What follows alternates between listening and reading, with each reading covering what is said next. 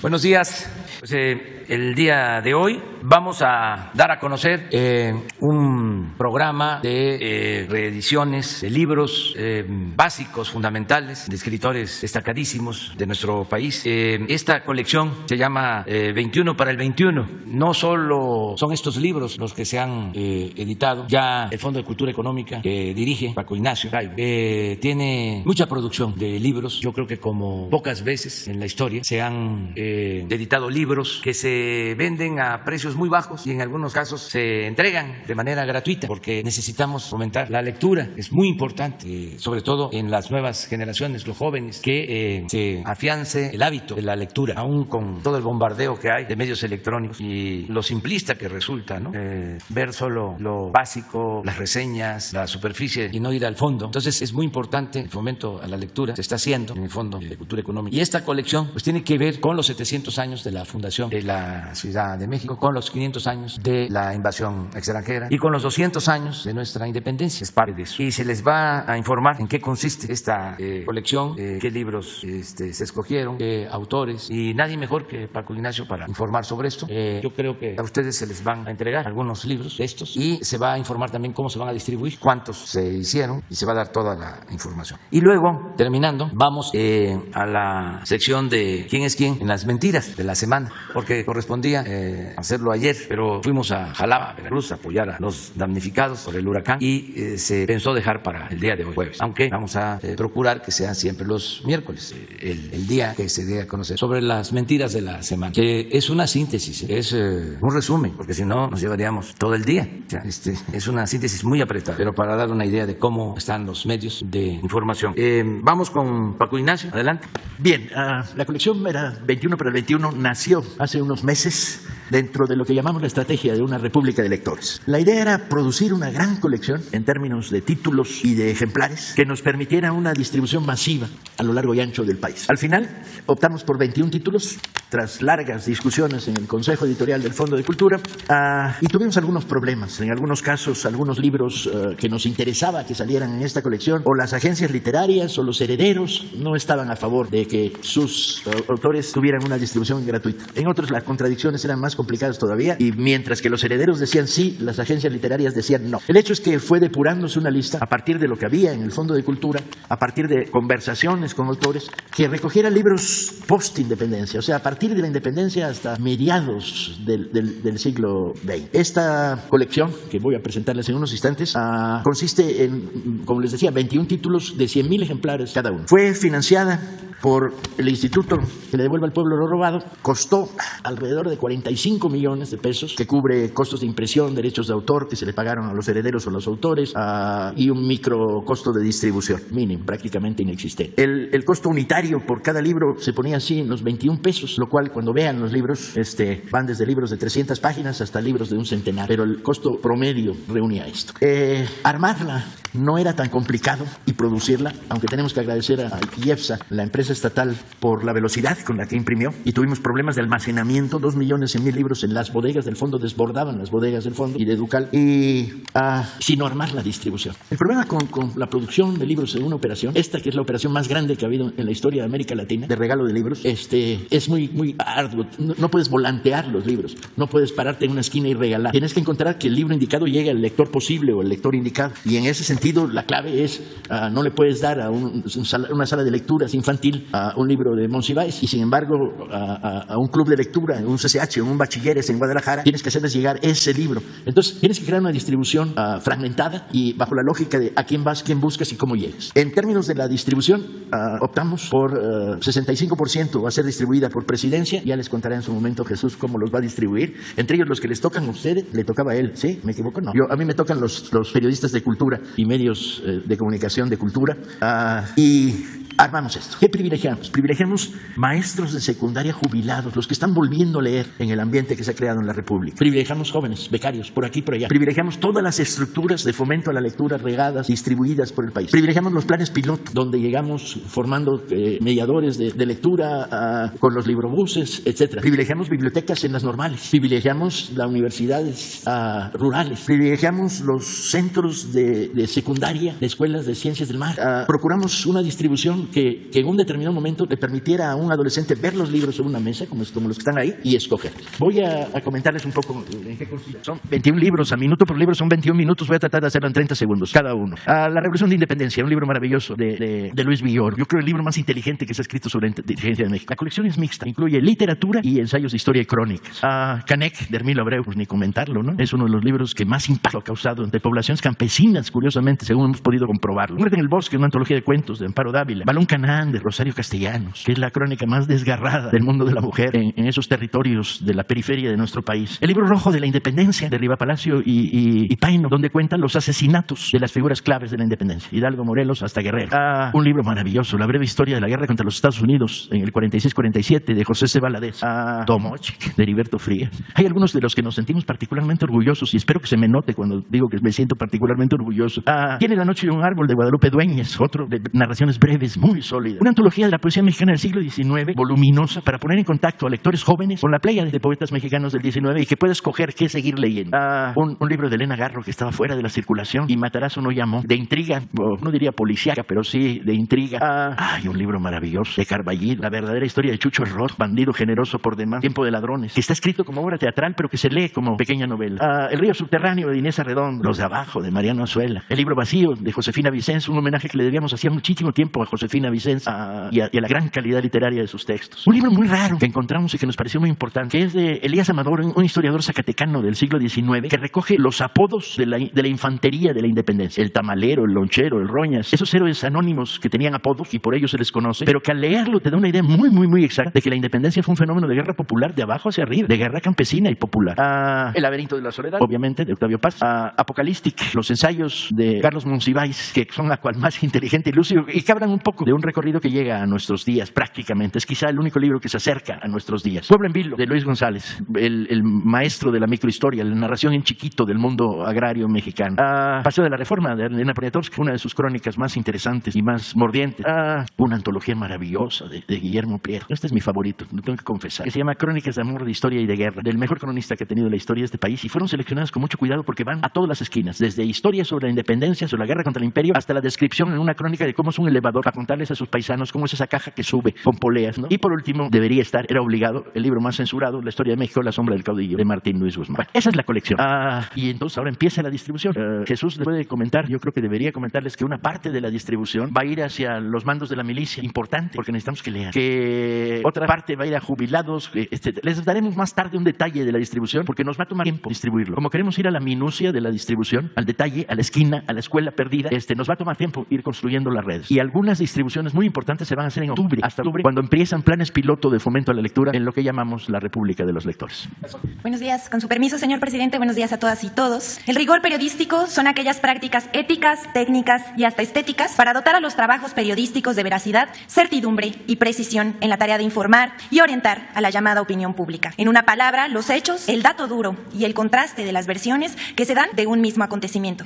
En un claro desacato a este rigor, el periódico Reforma publicó el 23 de agosto las 8 columnas de su primera plana con el título Van por Anaya, donde hablan de la investigación que abrió la Fiscalía General de la República contra Ricardo Anaya por una denuncia del director de Pemex, Emilio Lozoya, que afirma que Anaya recibió millones de pesos por aprobar la reforma energética. Incluso citan el video donde Anaya dice que el presidente de la República lo quiere fregar a la mala para que no sea candidato en 2024. Pero de manera poco ética, Reforma ni siquiera menciona que existe un mensaje del presidente en el que se deslinda del señalamiento y que dice que no tiene nada que ver con la persecución que supone Ricardo Anaya, que no es su fuerte la venganza, y lo invitó a presentarse ante la Fiscalía para demostrar su inocencia. Esa declaración es ético citarla porque se refería al tema de su portada y era otra parte aludida, pero Reforma no publicó nada al respecto. Cero equilibrio periodístico. No solo eso, publica una fotografía del debate presidencial en la que aparece López Obrador y Anaya con el sugerente pie de foto: la rivalidad entre AMLO y Anaya aumentó en la campaña presidencial de 2018, para dar la impresión de que existe una vieja rivalidad entre ambos, lo cual francamente da risa. Pero lo que no es gracioso es que el periódico forma parte de una campaña fabricada para hacer creer que sí existe una persecución política del gobierno de México contra Anaya, lo cual es absolutamente falso, como aclaró la misma Fiscalía. Juzgue usted por sí mismo. Ahora vamos a pasar a las notas. Traemos dos. Como dice el presidente, es un resumen, si no, no acabamos. La primera dice: campaña con información falsa sobre el Fonden para desprestigiar al gobierno de México. A raíz de las afectaciones provocadas por el huracán Grace, muchos medios medios de comunicación, comunicadores y políticos en las redes sociales lanzaron una campaña para señalar que el gobierno por desaparecer el Fonden no atiende a los afectados de deslaves, inundaciones y otros desastres. Aquí vemos a personajes como el empresario Claudio X González, el expresidente Felipe Calderón, Denise Dresser, el senador Julián Rementería, Víctor Trujillo, periodistas como Pascal Beltrán del Río, Pedro Ferriz y Max Kaiser, que han utilizado diarios y redes sociales para acusar al gobierno con el pretexto de la desaparición del Fonden. Pero nadie habla de la corrupción que permitía ese fideicomiso, razón por la cual el presidente Andrés Manuel López Obrador firmó la desaparición del fondo publicada en el Diario Oficial el pasado 28 de julio de 2021.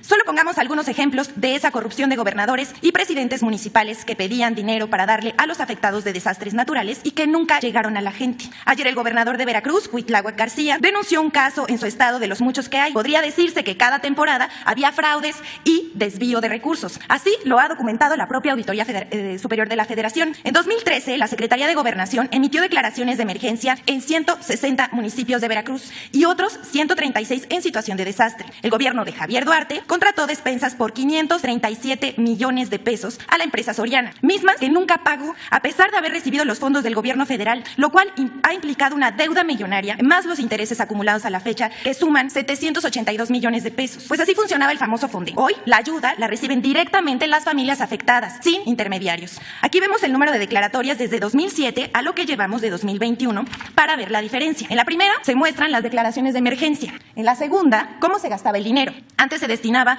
mucho, que casi nunca llegaba a la gente. En la tercera se muestra el gasto en declaratorias de emergencia, que como se ve era mayor lo que gastaban los gobiernos del Estado que lo que tenían autorizado, generando deudas con el pretexto de las emergencias. Dinero que nunca llegaba a quien verdaderamente lo necesitaba. Así se usaba. La siguiente, por favor. La siguiente nota. Nuevamente difunden información falsa de supuesta inundación en la refinería Dos Bocas. A través de redes sociales, desde el 22 de agosto comenzaron a difundirse supuestas imágenes de la refinería Dos Bocas, asegurando que se había inundado. El tema se posicionó siendo tendencia tanto en redes sociales, mensajería instantánea y búsquedas a través de Google. Cabe mencionar que no es la primera vez que reviven estas fotos a través de redes sociales y hacen pasar la información como cierta. La información difundida es falsa. La secretaria de Energía, Rocío Nale, desmintió que la refinería estuviera en mal estado o inundada. Las fotos corresponden a daños ocasionados por la tormenta tropical Beta en septiembre del año pasado. Y bueno, aquí están las fotos y los usuarios que las retomaron. Y hasta aquí nuestra sección del quién es. Muchas gracias. Vamos, luego. Tercero, una compañera, ella, ahí 4. Buenos días, presidente. Mi nombre es Miguel Velázquez, soy reportero del periódico Publimetro y le quiero entregar un reportaje que nosotros publicamos en este mes de agosto. Me gustaría hacérselo llegar mientras le hago la presentación del tema.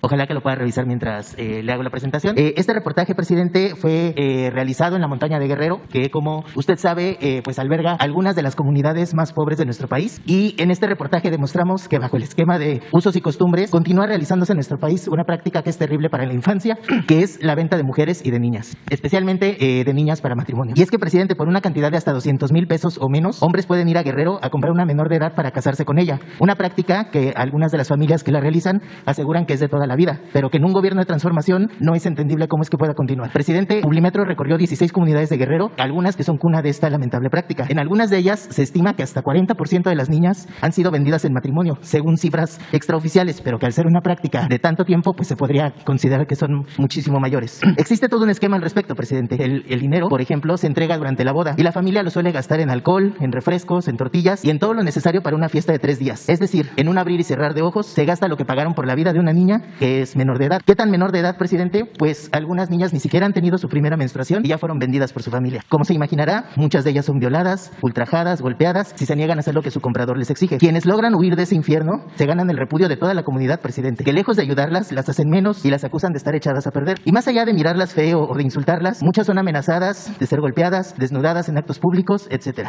Presidente, las mujeres que se han organizado entre ellas para ayudarse, para apoyarse, han establecido casas de mujeres indígenas que antes recibían apoyo económico, pero que ahora ellas mismas denuncian que se les han ido recortando pues en los últimos años. ¿Qué pasa con los hombres que participan en estas prácticas, presidente? Hasta este minuto, ningún hombre ha sido detenido por violencia por la mujer en esta zona. Y finalmente, presidente, y por increíble que parezca, esta práctica a todas luces ilegal y que es realizada, repito, por algunas familias y no por toda la comunidad, eso hay que dejarlo muy en claro, puso en peligro a las personas que nos ayudaron a hacer este reportaje. Seguramente no es la primera vez que usted y que quienes nos oyen y nos ven conocen de esta situación. A mí me gustaría preguntarle, presidente, además de atender los orígenes de la violencia, de trabajar todos todos los días y desde muy temprano en la protección de mujeres y niñas del país. Y además de pedirle a funcionarios quizás como Alejandro Encinas o a la secretaria Sánchez Cordero que atiendan esta situación, ¿cuál es su postura? ¿Cuál es su opinión de esto, presidente? Pues que es muy lamentable, ¿no?, que esto suceda y que tenemos que ir combatiendo todas estas prácticas en donde se afecta la dignidad de niñas, de niños, y lo hacemos. Estamos por eso buscando una transformación que no se quede solo en lo material. No es solo el bienestar material, sino el bienestar del alma. Es poder alentar una nueva corriente de pensamiento, fortaleciendo valores culturales, morales, espirituales. Y este es un proceso que se ha iniciado con la transformación para que estas cosas que nos lastiman no sucedan en el país. Estamos trabajando todos los días, como tú lo acabas de decir, con ese propósito. Presidente, los usos y costumbres están por encima de la Constitución de nuestro país que protege los derechos humanos. Esto no es uso y costumbre, son cuestiones distintas. Las comunidades originarias, las comunidades indígenas, sus usos y costumbres tienen que ver con el bien, tienen que ver con el amor al prójimo, tienen que ver con el respeto, tienen que ver con la atención a la gente más necesitada, con la ayuda mutua, con la protección a la naturaleza, con la democracia auténtica, con la honestidad. Para los que no lo saben ni lo imaginan, en los gobiernos de Oaxaca de usos y costumbres, que son 417 municipios de los 570 que tiene Oaxaca, 417 son gobernados por la tradición y por usos y costumbres. Las autoridades, los presidentes municipales no cobran y toda la comunidad da servicio y no hay violencia, y todo lo que está construido en esos pueblos lo hace la gente con tequio. Hay estos casos que son la excepción, no la regla, o sea, no se puede generalizar. Y en la concepción conservadora, pues solo se ve la paja en el ojo ajeno, no la viga en el propio. No quiero profundizar sobre el tema, pero yo siempre he sostenido que el pueblo es bueno y sabio, estos pueblos, estas comunidades. Y para los conservadores, el pueblo es flojo y malo. Parece muy maniqueo, ¿no? Pero así es. Entonces, cuando se publican estas cosas, lo que algunos ven es qué barbaridad, como cuando llegaron los invasores, ¿no? Y para apoderarse de las tierras y de todo lo que pertenecía a los pueblos, tenían que justificarlo alegando de que eran bárbaros los pueblos originarios y que tenían religiones diabólicas. Siempre es lo mismo. No se ve de que, desgraciadamente, estos casos se dan en todos los estratos, todas las clases sociales, nada más que arriba, cuando se dan estos casos, se ocultan.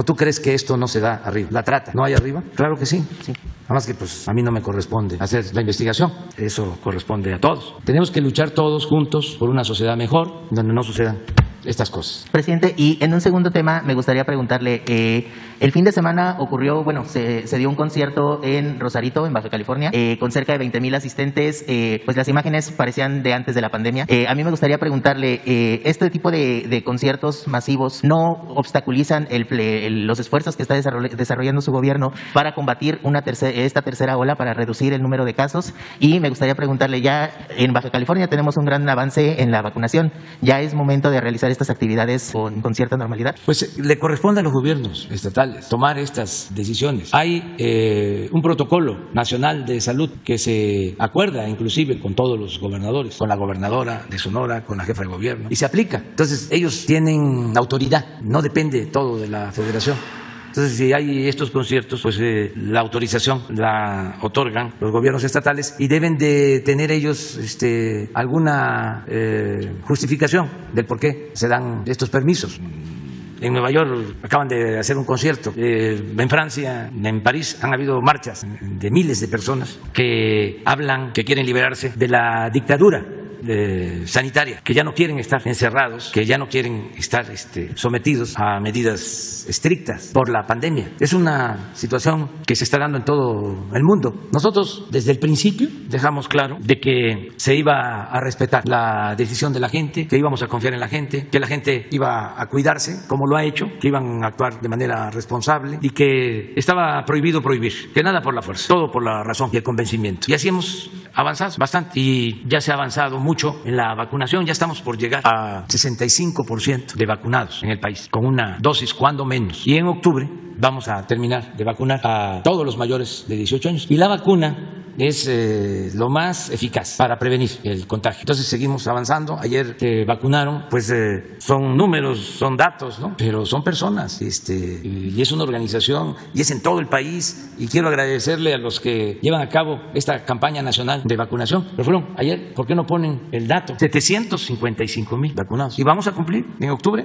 Van a estar vacunados aún con una dosis todos los mayores de 18 años. Y esto nos ha ayudado muchísimo, porque en la tercera ola hay contagios, pero no tenemos el mismo nivel de hospitalización, la misma ocupación en hospitales de afectados por COVID. Y lo más importante de todo, no tenemos el mismo número de fallecidos. Y esto se debe a la vacunación. Y se puede probar, quienes desgraciadamente están perdiendo la vida, un porcentaje mayor son los que no se han vacunado. Entonces, en el caso del concierto de Baja California, pues depende de la autoridad de allá, y todos tenemos que actuar de manera responsable. Muchas gracias, Leandro. Gracias. Soy Maya Verbu, de Bloomberg News. La secretaria de Relaciones Exteriores dijo ayer que la decisión de la Corte Suprema de Estados Unidos sobre el programa Quédate en México no tiene una implicación directa en la gestión migratoria del Gobierno de México. Desde que fue implementado ese programa, causó más de 70,000 personas migrantes y solicitantes de asilo que se esperaran en México, muchos para su caso en Estados Unidos. Aparte de eso, el gobierno estadounidense tiene también su política de expulsión durante la pandemia, que ha causado más de 800,000 personas ser expulsadas desde solo octubre, muchos de ellos a México. Se supone que la política de expulsión terminará en algún momento, pero el programa de Quédate en México ahora no tiene fecha límite. Entonces, la pregunta es, ¿México pondrá fin a esto? ¿Puede decir a Estados Unidos, no solo en estados particularmente peligrosos, sino a lo largo de la frontera, lo vamos a aceptar miles de personas migrantes, o no hay una fecha límite? Pues te respondo con lo que informó ayer la Secretaría de Relaciones Exteriores. Suscribo lo mismo. Esa es mi opinión, lo que dio a conocer la Secretaría de Relaciones Exteriores sobre este asunto. Nada más es cosa de, si se repite, ¿no tienen ustedes lo que dijeron? Pues básicamente están diciendo que México es un país autónomo, ¿no? Que puede tomar sus decisiones. Entonces, dentro de eso hay la posibilidad de que México dirá a Estados Unidos, no queremos seguir aceptando miles de personas migrantes en nuestra frontera. Vamos a ver qué definió la Secretaría de Relaciones. Y siempre vamos nosotros a procurar tener una muy buena relación con el gobierno de Estados Unidos. Se tuvo cuando el presidente Trump y se tiene ahora con el presidente Biden. Por orden. Ahorita te damos la palabra. Y en su opinión, ¿es sostenible tener por un periodo de años esos miles de personas en la frontera norte de México o debe existir una mejor? Se está atendiendo el problema de fondo. Se está buscando que se invierta para que haya desarrollo, que haya empleos, bienestar en los países de Centroamérica, que la gente no se vea obligada a emigrar, porque nadie sale de su casa, abandona a su familia por gusto, lo hacen por necesidad. Le ha ido mal, lamentablemente, a Centroamérica. Llovió sobre mojado. Además de la pobreza, se padeció de inundaciones. Ya hay una situación difícil en Guatemala, en Honduras, en El Salvador. Entonces, no se puede resolver un problema social solo con medidas coercitivas. Se tiene que atender la causa y se está buscando convencer al gobierno de Estados Unidos para que se invierta en el desarrollo en Centroamérica y que de esta manera la gente tenga opciones, pueda trabajar, pueda ser feliz donde nació, donde están sus familiares, sus culturas. Y también estamos proponiendo a Estados Unidos que eche a andar un programa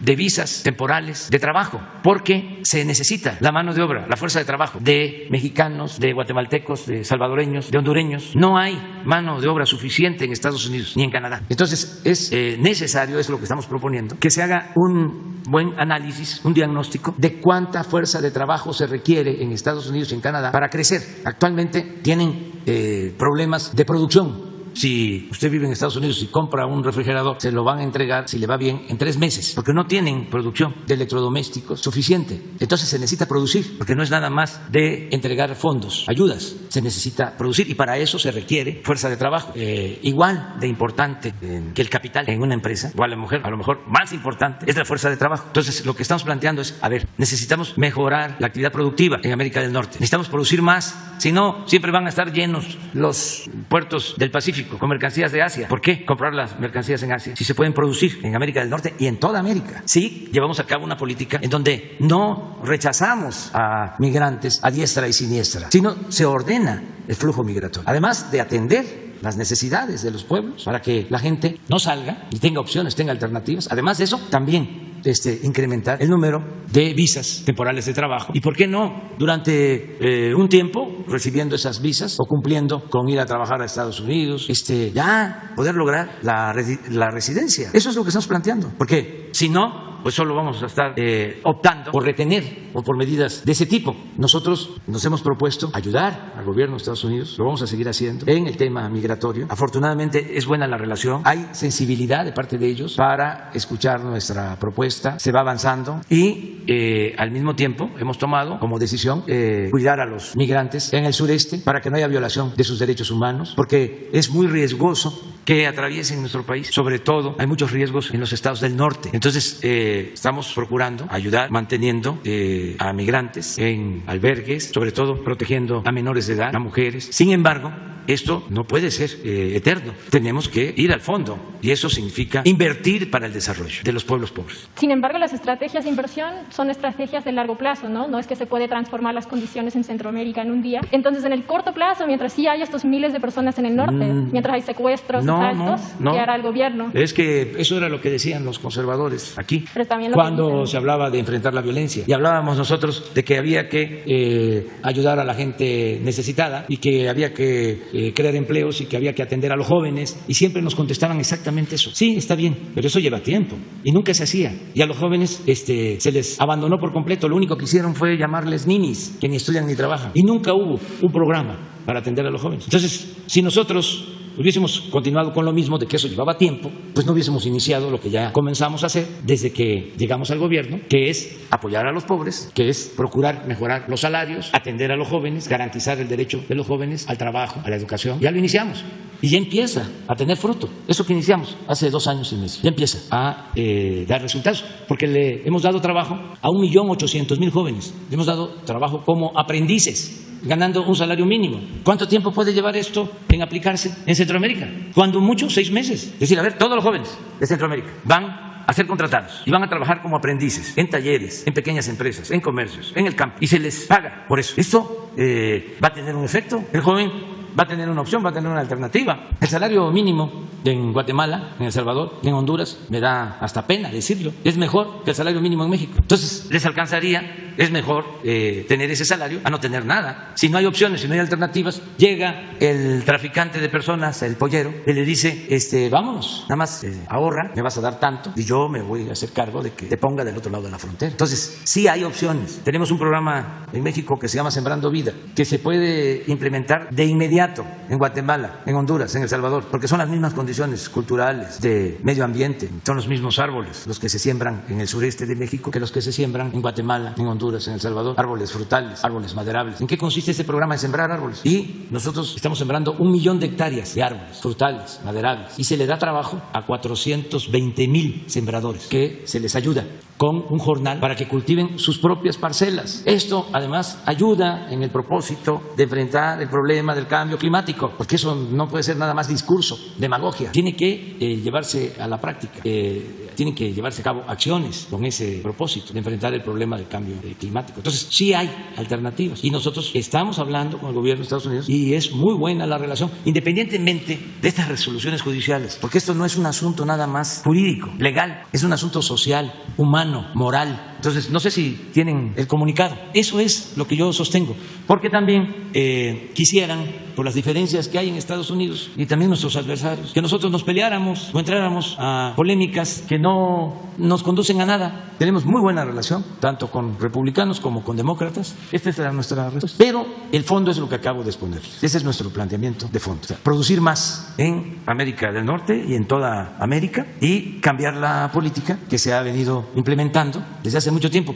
Por ejemplo, durante años fue el llamado Plan Mérida. Fíjense cómo querían resolver el problema, entregándonos helicópteros artillados. ¿Para qué queremos nosotros eso? Ya estamos proponiendo que desaparezca ese llamado Plan Mérida y que toda la cooperación tenga que ver con el desarrollo, con el bienestar del pueblo. ¿Saben qué sucedía? También esto para los jóvenes, porque en los medios no se informa sobre esto. El embajador de Estados Unidos en México, el que estuviese en turno, se tomaba la foto con un alto funcionario de México entregándole helicópteros y armamentos. Ese era el plan migratorio. No queremos eso. Y afortunadamente hay sensibilidad. Nos han escuchado. He hablado con el presidente Biden sobre este tema, con la vicepresidenta Kamala Harris, que es también muy sensible y que ha ayudado bastante en mejorar las relaciones para atender el fenómeno migratorio. Acaba de estar el asesor principal de seguridad del presidente Biden, el señor Sullivan, y hablamos como 3 horas del tema. Y vamos bien buscando el acuerdo. Desde luego hay estas diferencias que tienen en Estados Unidos, pero independientemente de esto, tenemos que ir al fondo, a lo estructural y proteger derechos humanos. Voy a aprovechar para decirles que ya este fin de semana aparece mi nuevo libro que se llama A la mitad del camino, y un capítulo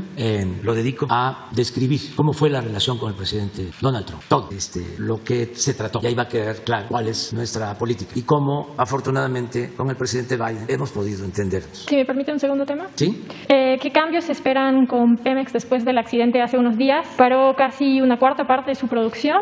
¿Van a cambiar las proyecciones de producción de crudo para este año? ¿Van a inyectar capital para recuperar daños o mejorar las instalaciones? ¿Y qué plan tienen si realmente con las condiciones climatológicas no pueden comenzar a funcionar otra vez el día lunes? ¿Otra vez? Que habían dicho que iba a comenzar a hacer su funcionamiento normal el día lunes. ¿Qué va a pasar si eso no es posible? Pues no nos adelantemos, yo soy optimista. Pemex está remontando una crisis heredada de muchos años de abandono, porque el propósito que tenían los gobiernos neoliberales era que Pemex se arruinara para poder privatizar el petróleo. Era el plan principal, arruinar a Pemex y arruinar a la Comisión Federal de Electricidad. Afortunadamente el pueblo de México dijo basta y sonó la alarma, la campana, se dio el cambio y nosotros nos hemos dedicado a fortalecer a Pemex y a la Comisión Federal de Electricidad. Y ya sacamos a Pemex del hoyo en que se encontraba, porque en 14 años consecutivos se cayó la producción. 14 años. Y llegamos, se detuvo la caída y ya estamos de nuevo extrayendo más crudo. Hasta podríamos mostrar, no sé si tengan la gráfica de la caída. Bueno, lo puedo explicar. En 1994 fue la producción mayor en la historia del petróleo. 3.400.000 barriles diarios. Pero a partir de ahí, porque para llegar a eso, echaron a perder los campos y afectaron el yacimiento principal, el más grande, Cantarell, porque para sacar petróleo sin recato, sin cuidar el medio ambiente, sin pensar en el futuro, le inyectaron a los pozos nitrógeno para sacar más. Y esto con el tiempo produjo que los pozos petroleros se contaminaran con gas y se tuviese que quemar gas como nunca se había quemado. Un gran desperdicio. Entonces, después de tener 3.400.000 barriles, empezamos a caer y nosotros agarramos en 1.700.000, la mitad de la producción máxima. Y ahora estamos rescatando a Pemex, porque también lo que hicieron los corruptos del neoliberalismo, apoyado por los medios de información y por la prensa especializada en finanzas y en petróleo, nacional y extranjera, que nunca dijeron nada. Bueno, toda la inversión de Pemex en el periodo neoliberal la orientaban al norte y a los campos de aguas profundas para beneficio de las empresas. Entonces no se extraía más petróleo, se gastaba más. ¿Qué hicimos nosotros? La inversión la orientamos donde está el petróleo, en tierra y en aguas someras, en el sureste, y estamos bajando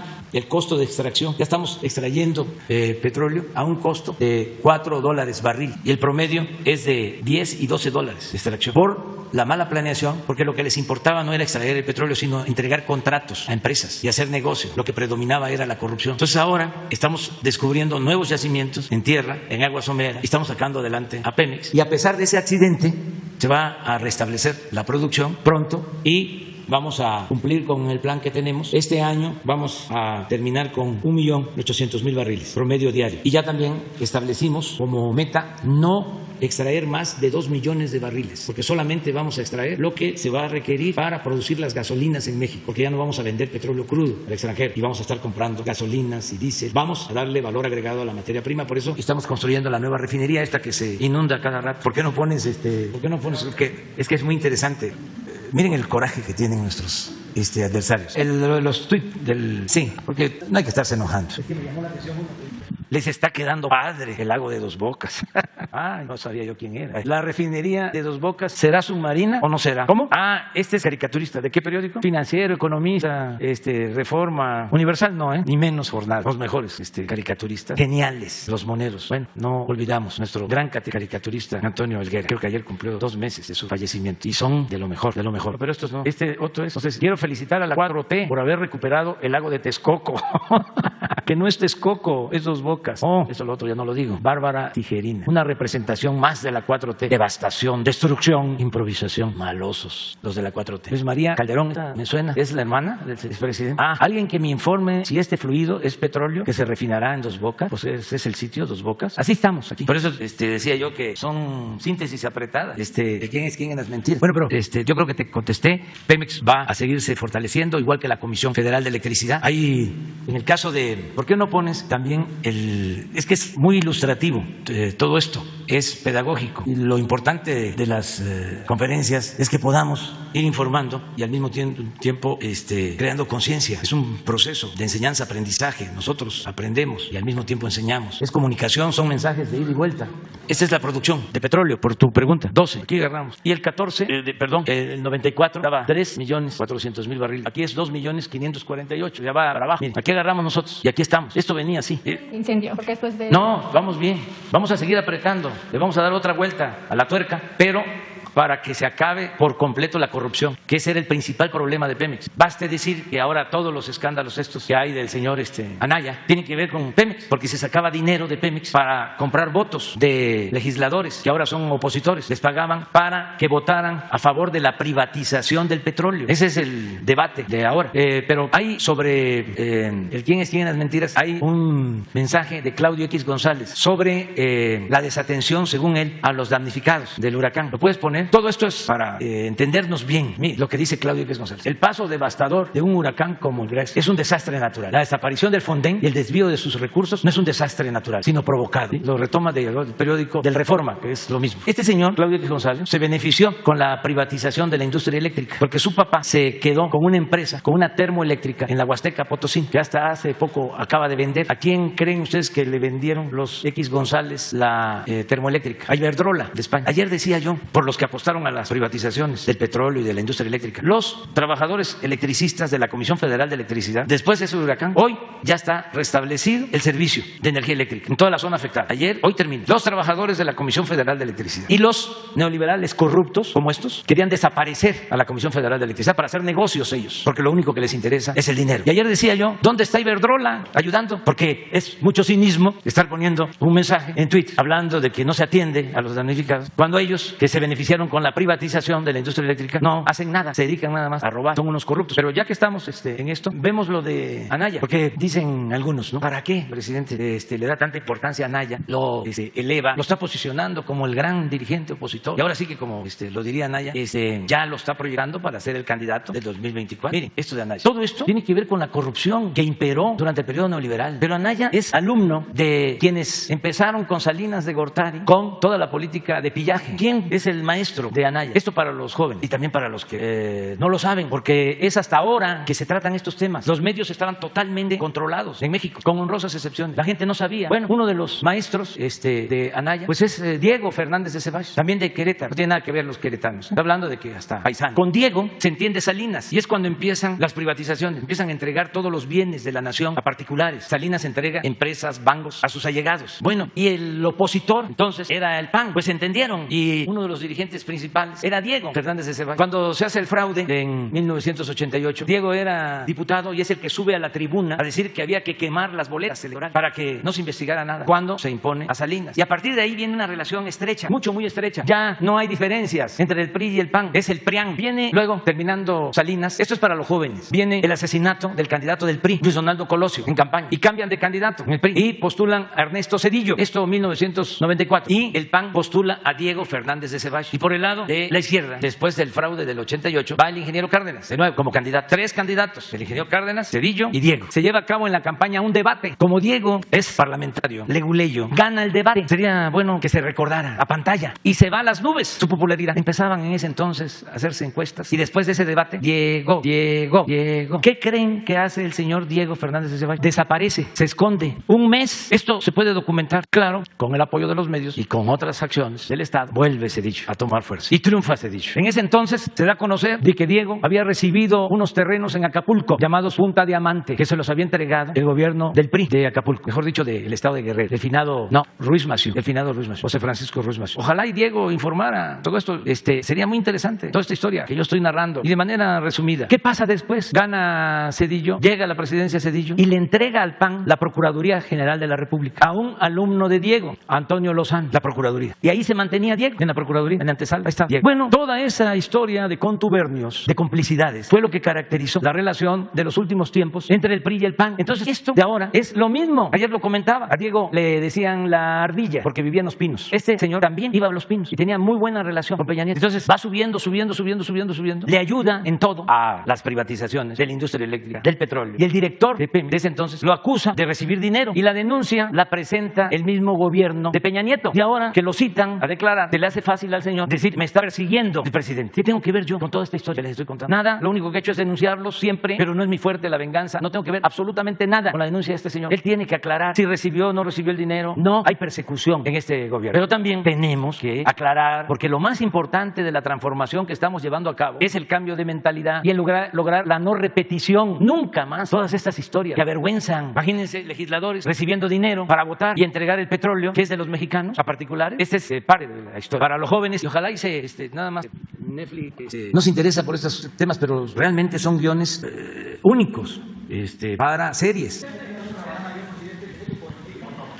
Buenos días, presidente. Hans Salazar, de Noticiero en Redes.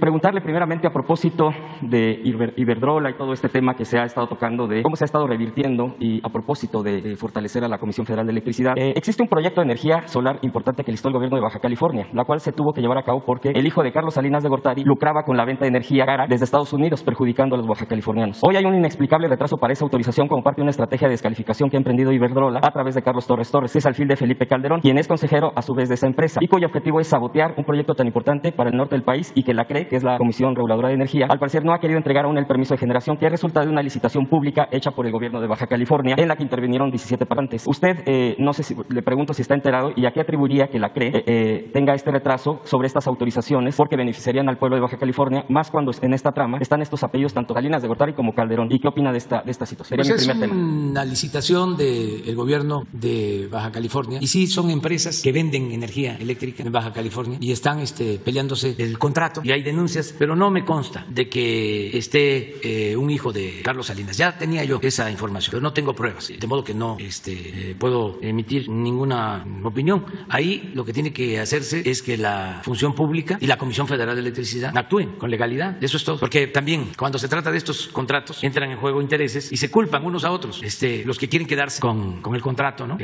Acusan a otros. Entonces tiene que hacerse una investigación seria y actuar con rectitud. ¿Y no sería más conveniente que quedara precisamente en esta estrategia de soberanía nacional en el tema energético para que la Comisión Federal de Electricidad estuviera interviniendo de esta manera? Va a intervenir Pero para que precisamente no quedara en estos intereses privados. Es que hay una parte de Baja California que no tiene conexión eléctrica. O sea, toda la red nacional llega a todo el país, pero las Baja Californias no tienen red nacional, y de eso depende el que tenga que comprarse energía. Se importa energía desde hace tiempo, y por eso es este contrato para el abasto de energía. Entonces se hizo la licitación, ganó una empresa de Nuevo León, pero el que tenía el contrato, o la empresa que tenía el contrato, es la que supuestamente... Esa relación se señala. Se señala. Que tiene esa relación. Eso, sí. Son presuntos. Lo mejor transparentar todo esto. Sí, eso es lo que hay que hacer, pero no adelantarnos, porque se tiene que saber. Y además, si hubo la licitación y ganó una empresa legalmente, pues hay que respetar. Pero no nos adelantemos, hay que esperar. Ya seguramente está tomando nota el licenciado Bartlett de lo que estoy diciendo, y Roberto Salcedo de la Función Pública. En el segundo punto, presidente, le quiero presentar dos casos. Uno es una carta dirigida a usted de Daniela Pérez Torres. Se la voy a leer. Soy ex esposa del notario público 183, Rodrigo Abascal Olazuaga, que es hijo del exsecretario de Gobernación Carlos María Abascal Carranza. También es panista y miembro del Yunque. Recurre usted como una medida desesperada buscando que me ayude a hacer justicia ante un caso extraordinario de corrupción de la bien denominada por usted mafia del poder. Vengo a denunciar a usted públicamente a todas las personas que resultan involucradas en las ilegalidades que se han realizado en mi juicio y que forman parte de este hilo de corrupción. Solo le pido que por favor pueda revisar mi asunto jurídico, porque lo que está en juego son las vidas y patrimonio de una madre y sus 4 menores hijos, 11, 8, 6 y 5 años, que estamos siendo víctimas de corrupción institucionalizada a los más altos niveles. Una corrupción tal que el juez 13º de lo familiar de nombre Eduardo Vélez Arteaga, con contubernio con el juez interino del mismo juzgado tercer familiar de nombre José Antonio Méndez Pliego, ordenaron que el día de ayer y continuando al día de hoy se busque a mis 4 menores hijos en toda la República, como si se tratara de niños secuestrados, y se arranquen de mis manos como si yo fuera una agresora y no quien detenta su guardia y custodia, y se entreguen en las manos de su padre, el notario Rodrigo Abascal, quien es su agresor su violentador y victimario. Un hombre que está siendo investigado por violencia familiar y violencia contra sus hijos por parte de la Fiscalía de la Ciudad de México y quien ha ordenado un régimen de convivencia supervisada por esta misma. Asimismo, en esta misma orden resulta claro que al no poder quitar la guardia y custodia de mis hijos porque tendría que iniciarse un juicio incidental, lo cual implicaría tiempo y permitirme ser oída y vencida en juicio, se inventa un término legal y otorgado los cuidados a mis hijos. Casualmente en mi casa a su padre. Con esto se logra un plan maestro de Rodrigo Abascal, con el de tantas veces se ha amenazado y quitarme todo, incluso buscar meterme a la cárcel. De orden familiar en exceso y abuso de facultades, arranca a los niños pequeños de los brazos de su madre, quien siempre lo ha cuidado, y se despoja a una mujer de su casa para darle al señor notario sus 2 propiedades en la Ciudad de México, no importando dejarme en la calle. Este hombre está denunciado por violencia desde el 2019, no ha podido judicializarse la carpeta porque todo el proceso ha sido entorpecido por una mano oscura que mueve los hilos del sistema judicial y de cuya erradicación usted ha hecho motor y legado en este gobierno. Le suplico atentamente que no desestime mi petición. Este hombre se ha atrevido a señalar como coparticipantes de su poder a miembros de su gabinete, que yo consideraría que serían incapaces de realizar algo así. Quizás busque desviar la atención de los verdaderos cómplices y terminar embarrando de paso a su gobierno. Esto es algo muy típico de una personalidad psicopática como la del notario Abascal. Se trata de un caso más de violencia de género. Yo soy una de tantas mujeres que hoy en día vivimos con miedo. Desafortunadamente, en mi caso, tiene el agravante de haberme casado con un mexicano de alcance que tiene el dinero, los contactos para corromper a quien lo desea. Solo que en vez de ponerme de rodillas e implorar misericordia a los pies de este hombre con complejo de grandeza, he decidido plantarle cara. Temo por mi vida, la de mis padres, la de mis hijos, pero ya tomé determinación de pelear y deseo que Dios dé fuerza para no detenerme en esta lucha que es mía y de tantas mujeres más. Me pongo a sus manos para pedirle su ayuda y pongo a sus órdenes esta situación. Es una carta que le voy a traer una copia a través del vocero. A Leticia Ramírez, busquen la manera, la de atención ciudadana, y ella la va a ayudar. ¿Qué postura tiene frente a esta situación de abuso, presidente? Vamos viendo. Sí. Y Leti la va a atender para apoyarle. Gracias. Bueno, vamos con ella, compañero. Gracias. Buenos días. Judith Sánchez Reyes, de Imagen del Golfo de Veracruz. Presidente, hace unos días le habíamos informado sobre esta situación financiera, esta crisis financiera que vive el Poder Judicial allá en el Estado, como resultado de esta presunta corrupción de los contratos bajo la figura de asociaciones público-privada para la construcción de 21 ciudades judiciales durante la presidencia del exmagistrado Edel Álvarez. Hace unos días fue aplicado por Ministerio de Ley el retiro forzoso a una magistrada, mientras en otro caso la Justicia Federal denunció al Congreso local por el retiro forzoso justamente de otro magistrado. Todo esto que está sucediendo en el Poder Judicial allá en el Estado, pues está generando una serie de incertidumbres, ya le había yo comentado, que se suma al cierre de 31 juzgados microrregionales y familiares, y esto ha provocado protestas por parte de colegios de abogados en diferentes zonas de Veracruz. Y bueno, pues por supuesto también está generando una crisis sin precedentes en lo que tiene que ver con la impartición de justicia y que está afectando pues obviamente a muchas personas que no tienen pues el acceso a ella. En la ocasión anterior, cuando le planteé justamente ese caso, usted mencionó que pediría un informe al gobernador del estado, preguntarle si ya le dio ese informe, si ayer durante su gira pudieron platicar de esta situación, sobre todo para ver cómo se va a garantizar que realmente se sancione a los responsables de esta crisis de la justicia allá en Veracruz. Sí, ayer estuvimos viendo desde antier todo lo relacionado con el apoyo a damnificados. No salió ese tema, ¿no? Y anteriormente no le había pedido. No, pero qué bien que me lo estás recordando, porque el martes va a estar aquí el gobernador. Estamos evaluando ya la situación de los daños. Se va a tener para el martes el censo de los afectados por el huracán, que incluye, también aprovecho para decir, es un censo que va a incluir también a municipios de Puebla y de Hidalgo. Ya es Veracruz, Puebla e Hidalgo. Entonces el martes vamos a tener este encuentro. Es importante informar, decir, ya se hizo ayer, de que se va a ayudar, igual como se hizo en Tabasco, se va a ayudar a todos los damnificados, lo mismo, nada más que sin intermediarios. Se está haciendo por eso un censo casa por casa, y los apoyos los va a entregar la Secretaría de Marina y la Secretaría de la Defensa de manera directa, sin intermediarios, para que lleguen los apoyos a quien lo necesita y no haya desvío de recursos. Entonces va a tocar el tema. Sí.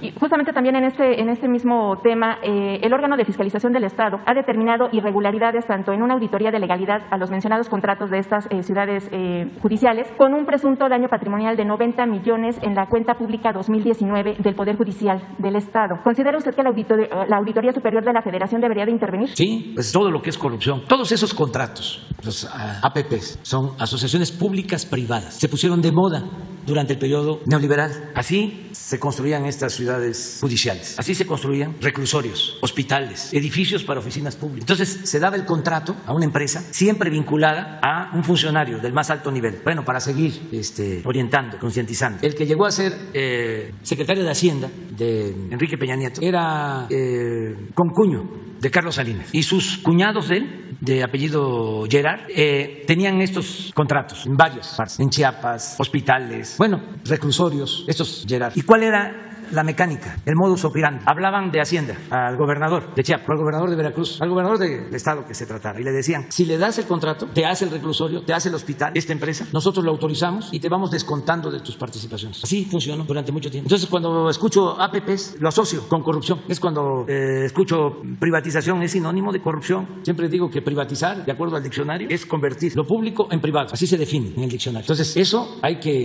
revisarlo y proceder legalmente. Nosotros estamos revisando esos contratos en reclusorios, se hizo en el caso del gas y en muchos otros temas o asuntos. Pero también lo que aconsejamos a los estados es que lleguen a acuerdos para que los contratos les signifiquen menos costos, que logren ahorros, porque si se van a pleito, está tan mal lo de impartición de justicia que pueden perder. Siempre ganan los potentados, no solo en México, también en el extranjero, porque con todos los cambios que hicieron a la Constitución, a las leyes, se estableció que asuntos nacionales se diriman en tribunales internacionales y por lo general nunca se gana. El gobierno que representa al pueblo siempre pierde la hacienda pública y se lleva tiempo. Acabamos de terminar un juicio de una empresa que demandó al gobierno en la ampliación de Chicoacén y nos obligaron a pagar un juicio que venía de tiempo atrás en un tribunal internacional. Entonces, la recomendación es busquen el acuerdo. Nosotros lo que hicimos en el caso de los reclusorios fue lograr un descuento del 15%. Pero ¿saben cuánto nos vamos a ahorrar con ese descuento del 15%? 10,000 millones de pesos en 4 años, 2,500 millones por año, y ya es una cantidad considerable. De todas maneras, no vamos a pagar 16,000 millones de pesos al año, vamos a pagar, 13,500 millones. Muchísimo, porque privatizaron los reclusorios. Imagínense lo que es privatizar las cárceles y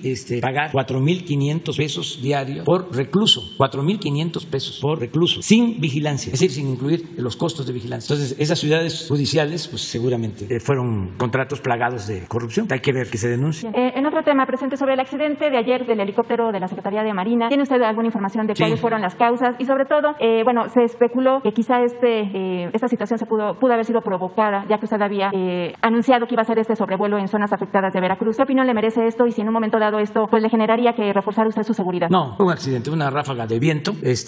Afortunadamente no pasó a mayores. Muy buenos los pilotos, muy profesionales, muy humanos también, porque maniobraron para que no cayera el helicóptero en las casas. Y fue viento. Yo tenía programada una gira, un sobrevuelo por esa región, pero llegué a Jalapa en la noche del martes y estaba el mal tiempo, y en la noche que llegué me informaron, el secretario de la Defensa, de que habían hecho un reconocimiento y no podían volar, y que iba a depender de cómo amaneciera, porque había mal tiempo pero no estaba lloviendo fuerte. Sin embargo, amaneció con mucha lluvia, mucho viento, y se tomó la decisión de cancelar el sobrevuelo. Ellos me recomendaron que no era posible. En esa parte de Hidalgo, donde cayó el helicóptero, ahí se está atendiendo a municipios de Veracruz, y Lamatlán, que está por ahí, está Chicontepec, cerca de Guayacocotla y otras comunidades, Lamatlán, y el helicóptero está llevando, porque uno de los municipios que se quedó completamente aislado fue de Lamatlán, y ese helicóptero está llevando víveres, ese helicóptero de Marina. Entonces venían de regreso y pasó este accidente. Afortunadamente, repito,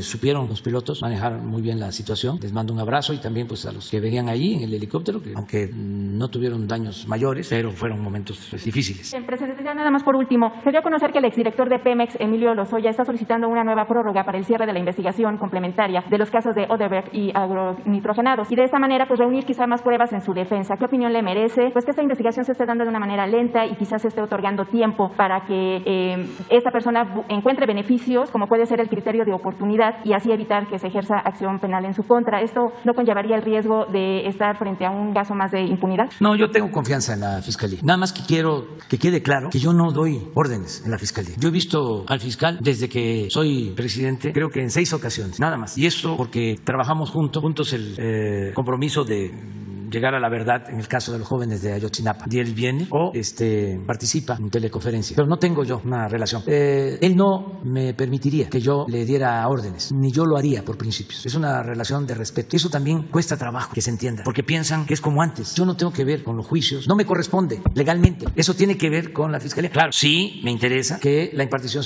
de justicia sea rápida, sea expedita y sea eficaz. Eso sí me importa, que la Fiscalía actúe bien. Le tengo confianza al fiscal Alejandro G. Manero. Y lo mismo en el caso del Poder Judicial. Le tengo confianza al presidente de la Suprema Corte de Justicia. A otros ministros no, ya lo he dicho aquí. Y tampoco a los jueces. No generalizo, hay jueces rectos. Pero, por lo general, esta historia que conté, cuando les entregaron a los del PAN, concedicho, la Procuraduría, en ese mismo tiempo les entregaron también el Poder Judicial. Entonces, no todos son así, no generalizo. Pero hace falta limpiar el Poder Judicial. Es que jueces, magistrados, ministros al servicio de grupos de intereses creados. No solo al servicio de la delincuencia organizada, al servicio de la delincuencia de cuello blanco. Y, repito, no todos, no generalizo. Pero el juez que todavía ni se publicaba, o llevaba unas horas de publicada, la ley eléctrica, ya estaba dándole entrada a juicios de amparo. Son jueces a modo. Es como el instituto que crearon para evitar los monopolios, el de la competencia, completamente tendencioso para proteger a los grupos de intereses creados. No protegen al pueblo. Imagínense los jueces que no protegen al pueblo, sino que protegen a potentados. ¿Dónde queda el ideal de Morelos que decía que haya tribunales que protejan al débil de los abusos que comete el fuerte? ¿Dónde está la justicia? Ni pueden alegar. No, es el derecho. Pues entonces que le cambien de nombre a la Suprema Corte, que ya no sea Suprema Corte de Justicia de la Nación, sino que sea Suprema Corte del Derecho de los potentados. Ese es el fondo del asunto. Muy bien, ya nos pasamos. Ya no se puede. Mañana, ¿qué haces mañana?